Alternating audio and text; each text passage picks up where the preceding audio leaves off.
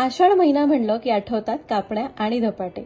बाहेर रिमझिम पाऊस पडतो आणि प्रत्येक मराठी घरातून कापण्या तळणीचा सुवास गावभर पसरतो। एकसारख्या रंगावर तळलेल्या तांबूस सोनेरी कापण्या आणि त्यावर खसखशीची सुबक रांगोळी। कापण्या तळून झाल्या की पहिली वाटी आपसुकच देवापुढे ठेवली जाते आणि शेजाऱ्यांसाठी कापण्या धपाट्यांचं ताट तयार होतं।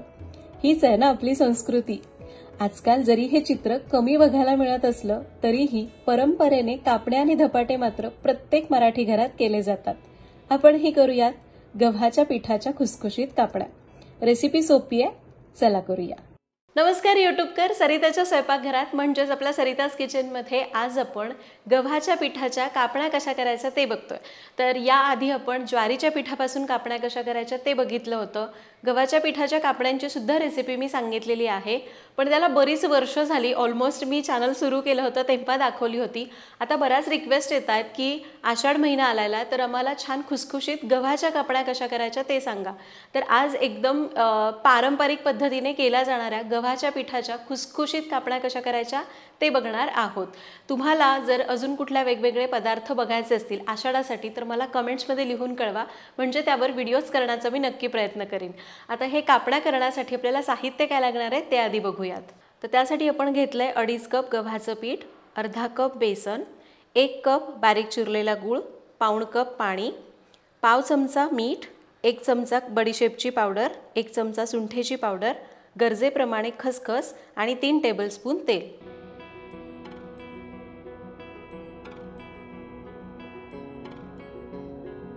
आता इथं मी एक पातेलं गरम करत ठेवलंय, त्यामध्ये आपल्याला गुळाचं पाणी करून घ्यायचंय। तर यामध्ये हा बारीक चिरलेला गूळ घालूयात, पाणी घालायचंय पाऊण कप, गॅस एकदम कमी ठेवायचा आणि हा गूळ या पाण्यामध्ये संपूर्ण विरघळून द्यायचा आहे। गूळ विरघळेपर्यंत याला सतत असं ढवळत राहायचंय। तर हे बघा आपला गूळ संपूर्ण विरघळलाय, आपल्याला काही उकळी विकळी काढायची नाही। गॅस बंद करूयात आणि याला कोमट होण्यासाठी बाजूला ठेवून देऊ। तर आपलं गुळाचं पाणी कोमट करून घ्यायचं आहे, तोपर्यंत आपण पीठ एकत्र करून घेऊ। तर एका भांड्यामध्ये घेऊयात गव्हाचं पीठ, बेसन, त्याचबरोबर यामध्ये घालायचं आहे थोडंसं मीठ अगदी नकळत, सुंठ पावडर, कच्च्या बडीशेपची पावडर, याला मिक्स करायचं आहे। पीठ मिसळून घेतली। आता तेलाचं मोहन करायचं आहे, त्यासाठी इथं कढलं तापत ठेवलं आहे, त्यामध्ये घ्यायचं आहे 3 टेबलस्पून तेल। हे सरिताज किचनचं लाकडी घाणाचं तेल आहे। सरिताज किचनची तेलं कांदा लसूण मसाला आणि बाकीचे सगळे प्रोडक्ट संपूर्णपणे केमिकल फ्री आहेत। एकदा नक्की वापरून बघा, ऑर्डर करण्याची लिंक डिस्क्रिप्शन बॉक्समध्ये दिलेली आहे। आता हे तेल चांगलं कडकडीत तापवून घ्यायचं आहे। तेल चांगलं कडकडीत तापलंय, गॅस बंद करूयात आणि हे कडकडीत तेलाचं मोहन पिठावर घालायचं आहे। तेल खूप तापलेलं आहे, याला सुरुवातीला चमच्याने मिसळून घेऊ। तेल ओतलं की मस्त सुंठ आणि बडीशेपचा वास आला ना। तर तेल आता हाताला सोसवेल असं झालं की काय करायचं आहे, हे जे मोहन आपण घातलंय म्हणजे तेल घातलंय ते या सगळ्या पिठाला चांगलं लावून घ्यायचं आहे। 1-2 मिनटं असं चोळत राहिलं की ते सगळीकडे लागलं जातं आणि कापणी सगळीकडून एकसारखी खुसखुशीत होते। तर हे बघा याला मी चांगलं असं 2 मिनटासाठी चोळून घेतलंय, तेल सगळीकडून एकसारखं लागलं। आता आपण हे जे गुळाचं पाणी घेतलं होतं ना, हे कोमट झालेलं आहे। कोमट झाल्यानंतर मी याला गाळणीने गाळून घेतलंय, म्हणजे गुळातला काही कचरा किंवा खडे राहिले असतील तर ते निघून जातील।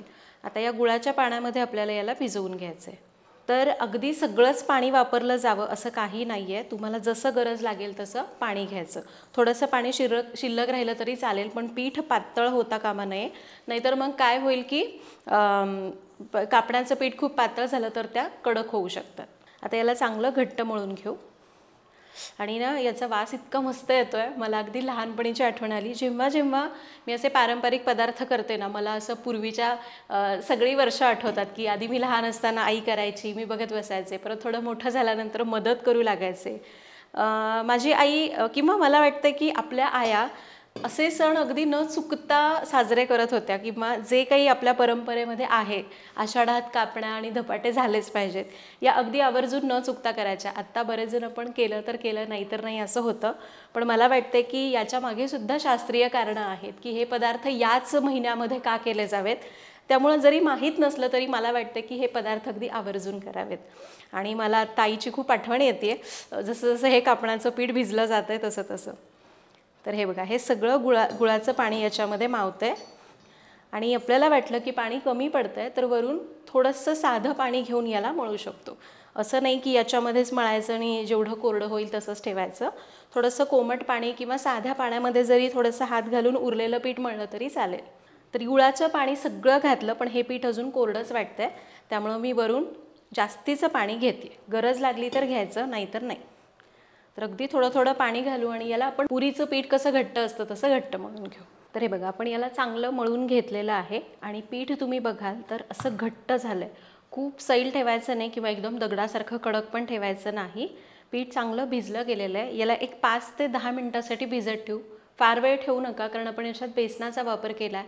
जास्त वेळ ठेवलं तर बेसनामुळे हे थोडंसं लाटताना चिकट लागू शकतं. आणि हे पीठ मळण्यासाठी आपण सगळं गुळाचं पाणी वापरलं, त्यानंतर एक साधारण 2-3 टेबलस्पून दुसऱ्या पाण्याचा वापर केला. आता याला एका 5 मिनटं भिजत ठेवूयात आणि मग कापण्या करायला घेऊ. तर एक 5-10 मिनटात पीठ चांगलं भिजलेलं आहे. आता याला तेल वगैरे लावत बसण्याची गरज नाही आहे. आपण याचे गोळे करून घेऊयात. तर साधारण आपण नेहमी चपातीला घेतो ना, त्यापेक्षा थोडासा मोठा गोळा घेतला आहे. आता याला पीठ लावायचं नाही किंवा तेल लावण्याची सुद्धा गरज नाही आहे. तेल पीठ असं काहीही न लावता याला लाटायचं आहे. तुम्हाला अगदीच वाटलं की हे चिकटतंय पोळपाटाला, बेसन समजा चुकून जास्त झालं तर तुम्ही तेल लावू शकता, पण पीठ लावू नका. आता मी याला थोडंसं लाटून घेतलं आहे. आता यावर आपण ही खसखस टाकायची. खसखस अशी आधीच टाकायची म्हणजे ती चांगली आतपर्यंत रुतली जाते आणि तेलामध्ये फार सुटत नाही. खसखस घातली. आता याला चांगलं लाटून घ्यायचं आहे. याला उलटून घेऊ आणि दुसऱ्या बाजूने सुद्धा अशीच खसखस पेरू. तर दोन्ही बाजूला खसखस लावून लाटून घ्यायचं. आता हे लाटताना खूप जाड लाटायचं नाही किंवा खूप पातळही लाटायचं नाही.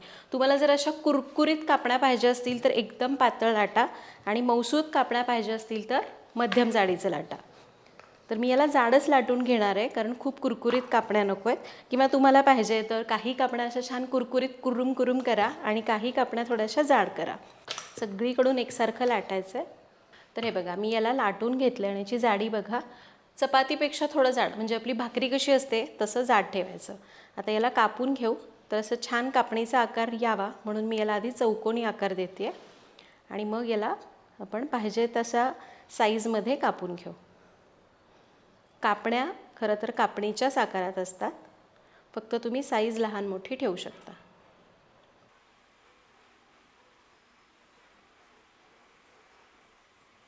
तर हे बघा, अशा छान कापणीच्या आकारात कापल्याने याची जाडी तुम्हाला समजत असेल की मी किती जाड ठेवल्यात. तर आपण एका उंड्याच्या कापण्या करून घेतलेल्या आहेत. आता दुसरीकडे मी तेल तापत ठेवलेलं आहे आणि आपण बाकीच्या सगळ्या कापण्या एकाच वेळी करून घेऊ शकतो. काहीच हरकत नाही आहे. जर तुम्ही खूप जास्त प्रमाणात करताय तर मात्र थोडं थोडं लाटा, अशा भरपूर ताटभर झाल्या की तळून घ्या. पण जर तुम्ही अगदी मी केलं तेवढ्या करताय तर एकावेळी सगळ्या लाटून करून घेतल्या तरी चालतील. आता मी सगळ्या कापण्या अशाच पद्धतीने करून घेते आहे.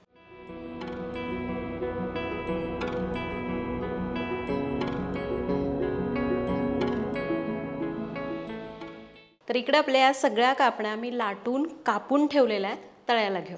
तर कापण्या तळण्यासाठी तेल तापत ठेवलं आहे. तेल आपल्याला मध्यम गरम करून घ्यायचं आहे. तर मी एक छोटासा तुकडा टाकते पिठाचा. तर हे बघा, बबल्स येत आहेत आणि पिठाचा गोळा किंवा हा जो तुकडा आहे तो लगेच असा तळायला सुरुवात होते. याचा अर्थ आपलं हे तेल व्यवस्थित तापलेलं आहे. तेल जर कमी गरम असेल ना तर कापण्या नीट तळल्या जाणार नाहीत. आता आपण कापण्या तळायला सोडू. तर एका वेळी आपण असं शंकरपाळी वगैरे तळताना कसं भरपूर सोडतो तसं याला सुद्धा तळायला सोडायचं. तुमच्या कढईची साईज किती लहान मोठी आहे त्याप्रमाणे तुम्ही कापण्या किती सोडायच्या ते ठरवू शकता. फक्त एकदम गच्च भरू नका की तुम्हाला हलवताच येणार नाही. थोडीशी जागा मोकळी ठेवायची. तर इथं मी साधारण एक 15-20 कापण्या तळायला सोडल्या. आता गॅस आपल्याला कमी करायचा आहे आणि या कापण्या अशा सतत हलवत अशा छान तांबूस रंगावर तळून घ्यायच्यात. गॅस मोठा करू नका, नाहीतर एकतर याच्यात गूळ घातला त्यामुळे रंगसुद्धा डार्क येईल आणि कापणी नीट तळली जाणार नाही. तर एक 1-1.5 मिनिटातच बघा कापण्या अशा छान फुगायला लागलेल्या आहेत. आता याचा रंग पण हलका बदलला आहे. अजून एक 2-3 मिनिटं तळायला लागतील. तर हे बघा, एक 3 ते 4 मिनिटांमध्ये आपल्या कापण्या अशा हलक्या तांबूस रंगावर तळून झालेल्या आहेत. या पूर्ण तळल्या गेलेल्या आहेत. याला काढून घेऊ. तेलामध्येच खूप डार्क होईपर्यंत तळू नका, नाहीतर काय होतं, याच्यात आपण गूळ घातला आहे ना, बाहेर आल्यावर पण याची तळण्याची प्रक्रिया थोड्या वेळासाठी चालू असते, मग या अजून डार्क होतात. हलक्या तांबूस रंगावर कापण्या झाल्या की काढून घ्यायच्या. कापण्या काढून मोठ्या अशा झारीमध्ये घेतल्या. छान खुसखुशीत झाला तसाच आवाज येतोय. त्याला थोडंसं निथळून घेऊ. आणि खसखस बघा अगदीच कमी तेलामध्ये उतरली आहे, कारण आपण लाटून घेताना खसखस व्यवस्थित दाबून पेरून लावली होती. कापण्या एका ताटलीमध्ये काढून घेऊयात आणि उरलेल्या कापण्या अशाच तळून घेऊ. तर इथं आपल्या सगळ्या कापण्या तळून झाल्यात. कापण्या बघा काय मस्त दिसत आहेत, एकदम खुसखुशीत कापण्या झालेल्या आहेत. आणि जर तुम्हाला अशा कुरकुरीत कुरुम कापण्या पाहिजे असतील तर सगळं प्रमाण हेच ठेवायचं आहे, फक्त एकदम चपातीपेक्षा पातळ लाटायचे, कापायचे आणि तळायचे, मग ते छान कुरकुरीत होतात. पण जर तुम्हाला अशा छान मऊसूत आणि खुसखुशीत कापण्या पाहिजेत तर भाकरीप्रमाणे जाड लाटा आणि मग कापण्या कापून तळून घ्या. फक्त फरक एवढाच आहे. आणि अजिबात वातड होत नाहीत, कारण आपण जे तेलाचं मोहन घालतो ना ते अगदी प्रमाणात घातलंय. जर तेलाचं मोहन इथं सांगितलंय त्याप्रमाणे घातलं किंवा थोडंसं जास्त घातलं तर चालेल, पण खूप जास्त घालू नका. जर ते कमी पडलं, यापेक्षा कमी घातलं तर त्या चिवट किंवा वातड होतील, आणि जास्त घातलं खूप जास्त तर खूप जास्त तेल ओढतील. खूप खुसखुशीत होतील पण खूप जास्त तेल ओढून घेतील. आणि माझ्या मते कापण्या अशा खूप एकदम शंकरपाळीप्रमाणे खुसखुशीत नसतात, त्यामुळं हे प्रमाण अगदी व्यवस्थित सांगितलेलं आहे. तर तुम्ही पण अशा प्रकारे ही रेसिपी नक्की करून बघा. यातली एक कापणी मी तुम्हाला तोडून दाखवते. तर हे बघा काय मस्त खुसखुशीत कापणी झालेली आहे, आतापर्यंत तळली गेलेली आहे आणि एकदम अशी छान लागते चवीला. तर तुम्ही पण अशा पद्धतीने ही कापण्यांची रेसिपी नक्की करून बघा. मला कमेंट्समध्ये सांगा की ती कशी वाटली. पुन्हा भेटूयात अशाच एका नवीन व्हिडिओमध्ये. तोपर्यंत धन्यवाद.